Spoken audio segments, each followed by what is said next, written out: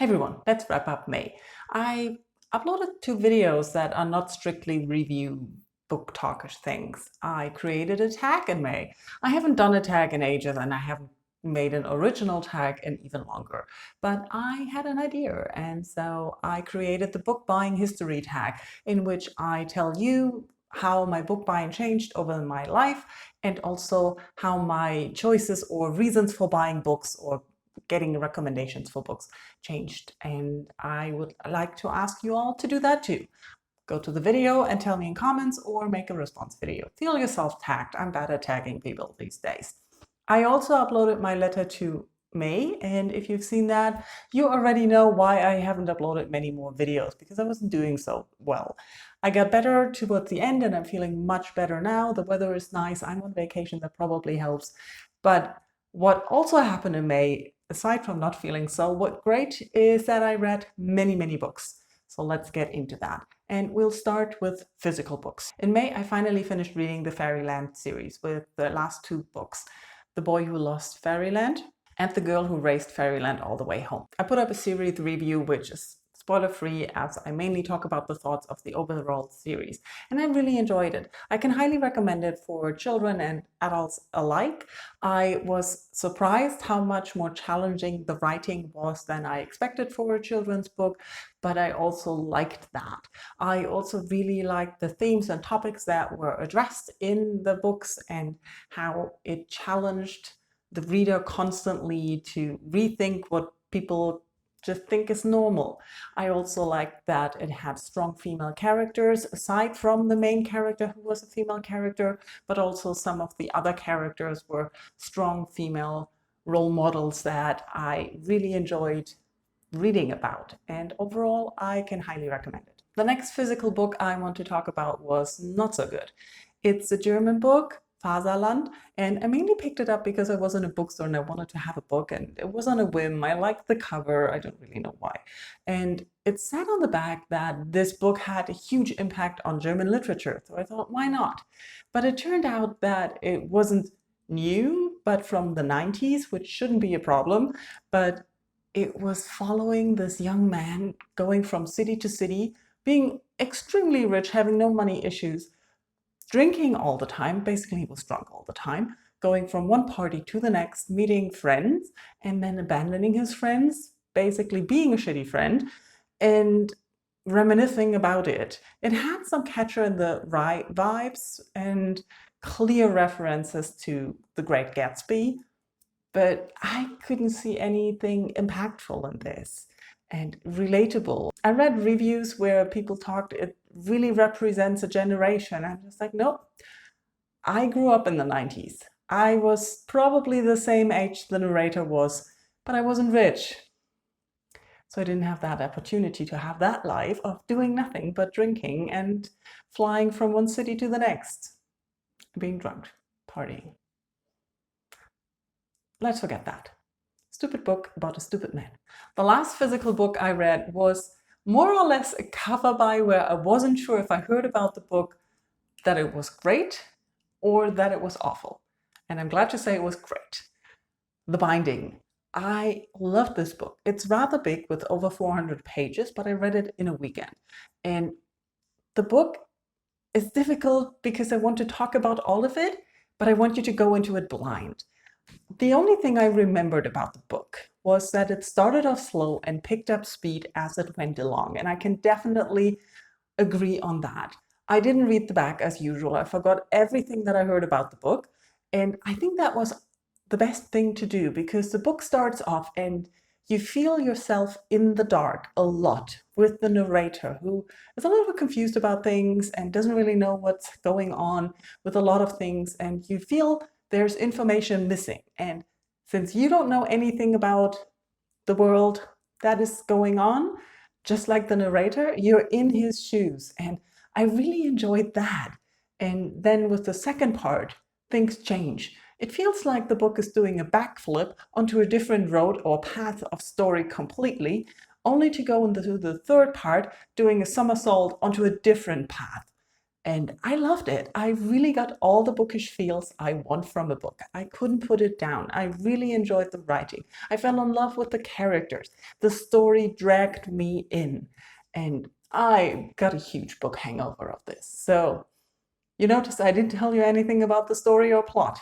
Go read this book. I can highly recommend it. There were also a lot of ebooks I read, so let's try to get those organized. I read Defekt, which is also set in the Littenwald universe, where Finna was set. I uploaded a double review or a review of the series, which isn't really a series, because both books could be read as standalone. So let's just talk about Defekt, which I only read in May.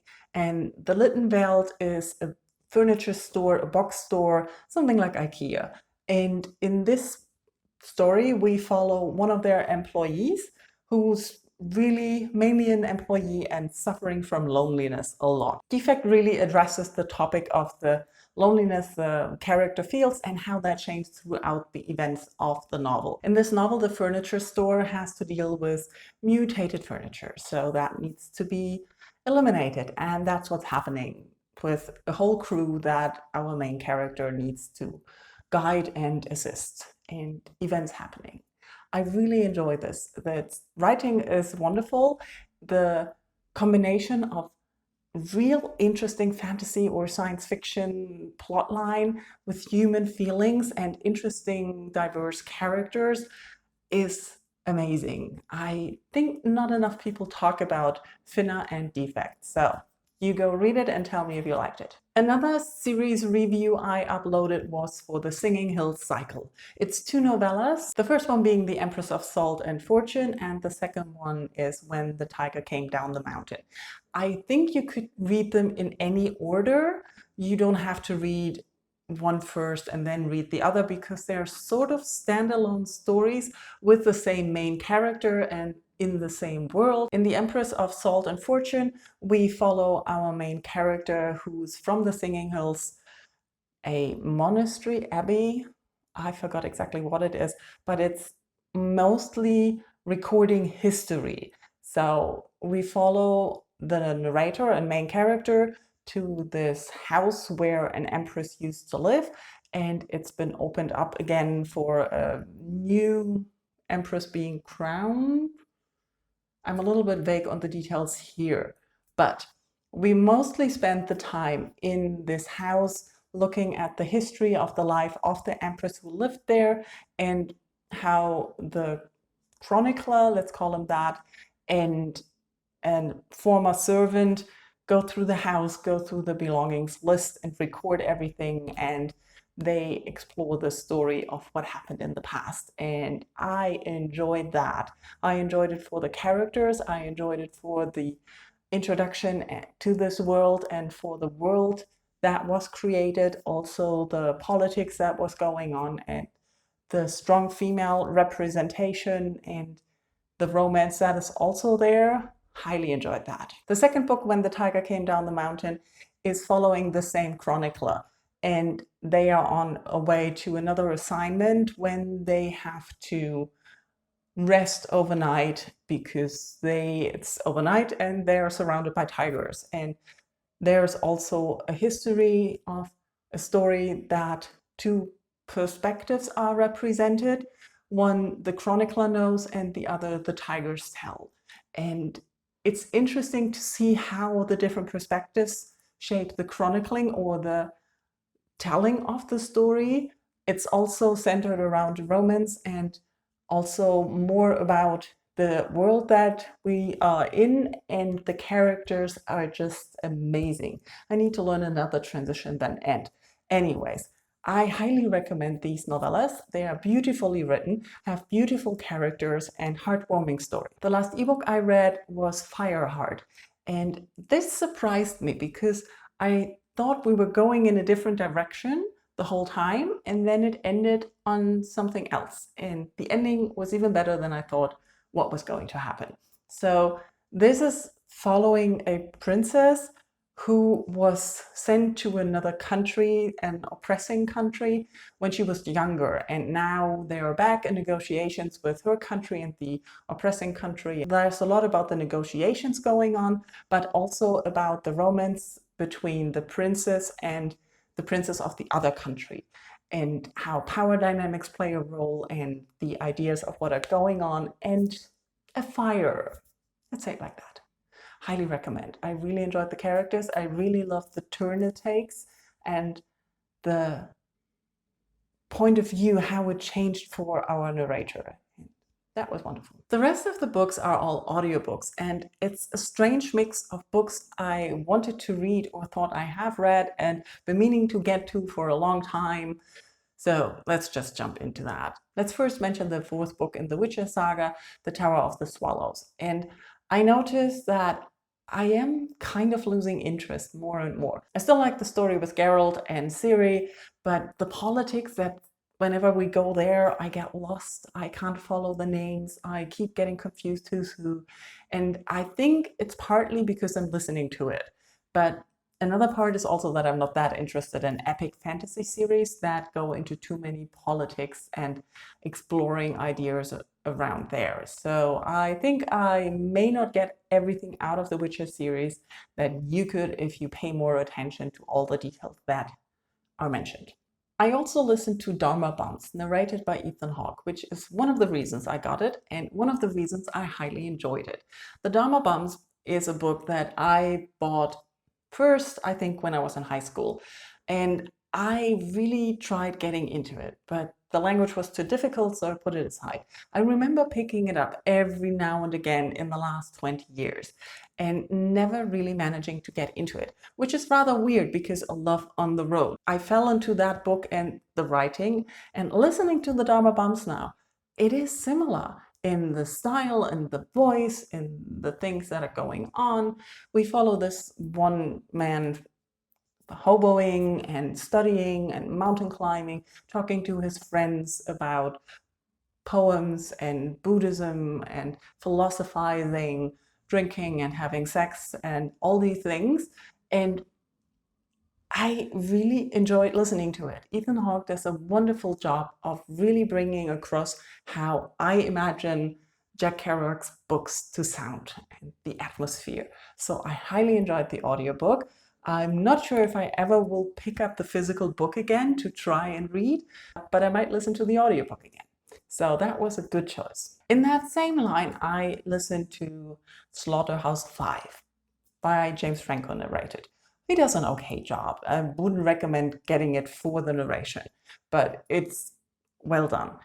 I always thought I have read Slaughterhouse-Five before, but whenever I hear about the story, I can't remember reading it. So I thought, why not listen to it again? Those two were in a 2-for-1 sale. That's why I got them together. And after listening to Slaughterhouse-Five, I think I have read the book, and I will continue to forget what it's about, because I clearly remember being annoyed by "so it goes." And that was in the book and in the audiobook, and the repetition of it annoyed me again. And I remember being annoyed by it before. I still didn't really recognize any of the story. I don't think it impressed me at all listening to it like the second time or listening to it now. I don't know why I don't feel as impressed by the story as others. It's an interesting idea, and I like the jumping around in time and everything that's going on, but it fails to make an impression on me and wow me. So yeah, I don't know if I want to recommend it. I think it's one of the books that I feel like I should have read. I've done that now, apparently twice. And maybe in 10 years I will be again. Have I read that book? Who knows? Another book that I've been meaning to get to for ages and finally saw as an audiobook, I didn't know it was available, is Nghi. And this started off really well. It's basically the story of a dystopian world after a 200-year war. And it's very totalitarian. The whole world is basically glass, if I understood it correctly. And everything is organized. They follow a timetable. Everybody's doing the same thing at the same time. Everything is governed and regulated by the community and the one state. And it's told from this one character who's writing a report for this machine they want to send out into the universe to tell other people about their great state and how much they evolved away from all the freedom of thought and whatever you want to do.